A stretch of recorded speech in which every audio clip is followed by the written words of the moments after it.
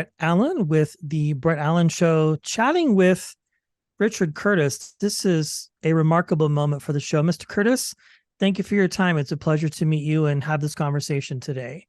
Brett, I love talking to you. How did you come up with that name, The Brett Allen Show? Well, That it's my middle name, and it was a name I used for radio, and it just has stuck over the years. So well, thank you thank for the you. kind words. Well, I have to say, Genie is just really good. And I was talking to your director earlier about the many projects, your body of work, things that you've written over the years. I wouldn't even know where to start with that. But let's talk about this. How did you come up with this idea? I mean, obviously, you're no stranger to writing romance, love stories, comedy, dramas. Like, where did the germ of the idea start for this story?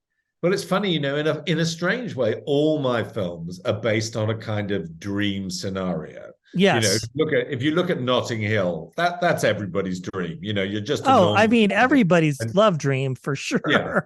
exactly. So to some extent, I've always been for going big on things that you can open.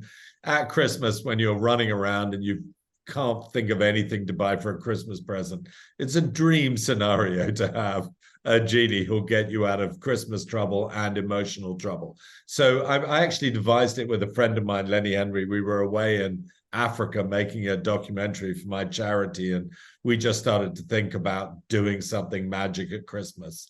And I love the idea of taking something like a genie, which was a bit old-fashioned when we were young, and trying to make it as modern as possible. Yeah, I would say so. Now, when you're writing something new, do you often intentionally put, I don't know if the term Easter eggs would be the right word, but like references to other projects that you've done? Or do you just try and completely do something new and different? Because I feel like maybe, at least in my mind, I am seeing these things just because I'm a huge fan of your work. So when something new comes out, it's very exciting. Well, look, I think that's a funny question because, in a way, as you get older, you realize you've got things that you really believe. So, this film is about friendship and family. And if you look back at Four Weddings, that was about love, but it was really about friendship as much. And, my last film, About Time, was about the importance of cherishing time with your family. And that's what this movie is about as well. So, I think the big themes actually tend to stay the same in one person's life. I think there are things you care about most, but I'm very much trying to write new jokes if I possibly can. And very Yes. helpful Well, to have Melissa McCarthy around to write new jokes for you too. yes, I was going to ask, what was your experience briefly as we were being wrapped here, just working with her in general?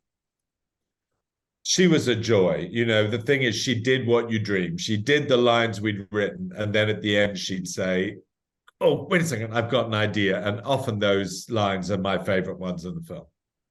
Wonderful. Well, this is great. Another classic destined to be, I would say, in your body of work. I mean, Wow. Notting Hill, I think, is just one of those films.